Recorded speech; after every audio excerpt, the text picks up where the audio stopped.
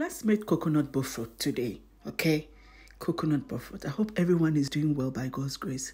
So today, which is day 6, I want to share this beautiful recipe with you. I hope you enjoy it. Let's get into it.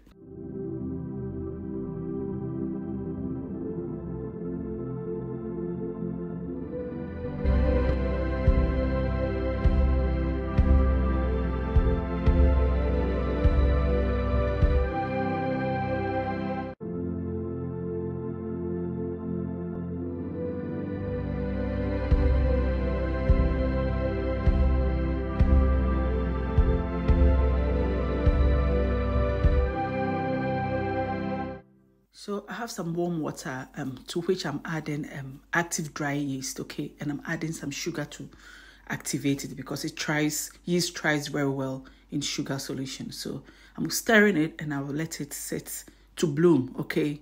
So I'll cover it with a kitchen towel, okay? And then a napkin or something, set it aside.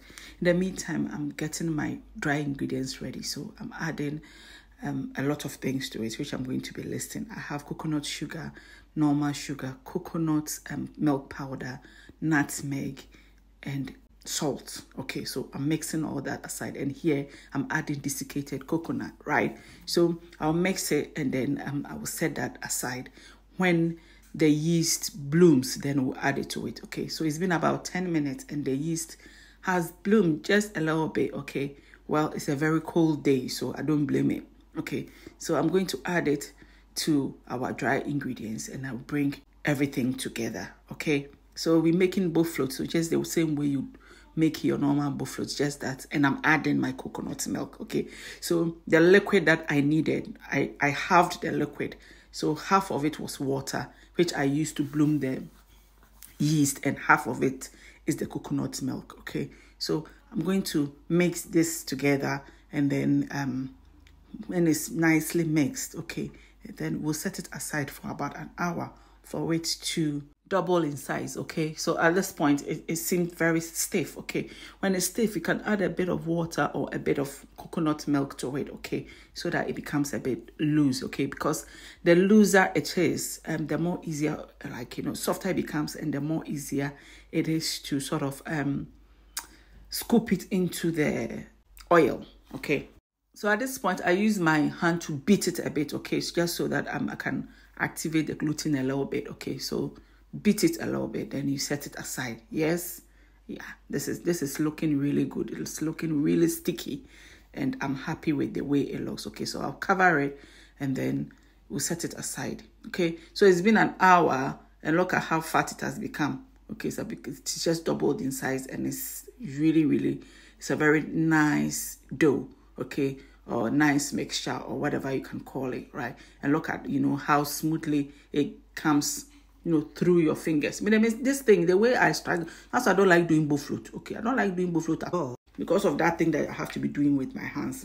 Okay, so yeah, I'm just trying to see if my oil is ready. But this oil was super ready. I didn't know because I was using the cast iron, and I had already used the oil to fry my donut. Okay, so it was already hot, and I don't know why I was waiting for it to get hot. So see that when I drop the dough in it, you see the way it comes up quickly because the oil is hot. So what I did was I reduced it because there is residual heat in the pot because it's cast iron. It retains heat. Okay, so even though it was low, it was still very hot. Okay, so you just drop your Bofrot in, or your butter in, just the way you see me do. Okay, and as I said in my donut video, the trick or the old way to keep the turning, when you put your dough in, it tends to turn. They become very stubborn. Okay, they turn around. If you tell them to lie down, they say no, I won't lie down, I'll stand, and then they turn around. So the best way to keep that stubbornness, okay, is to fill your pot or your frying pan or whatever you're using to fry, with the Bofrot, so that it's stuck together. They are together. So boom, in that way, when you turn it, it will turn, because then it hasn't got wriggle room. Okay, hasn't got room to wriggle. That's what wriggle room means.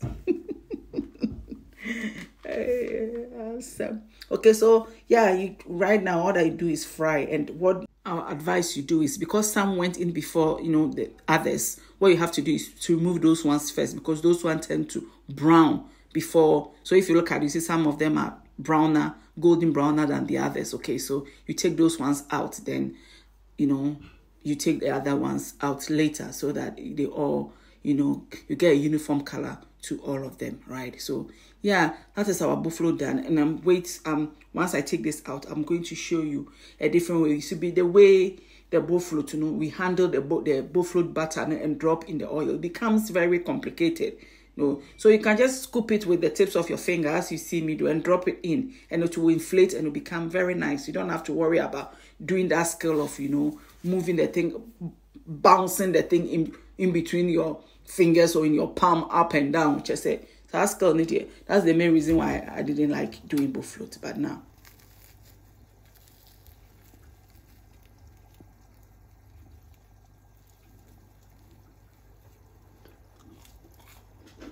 you see.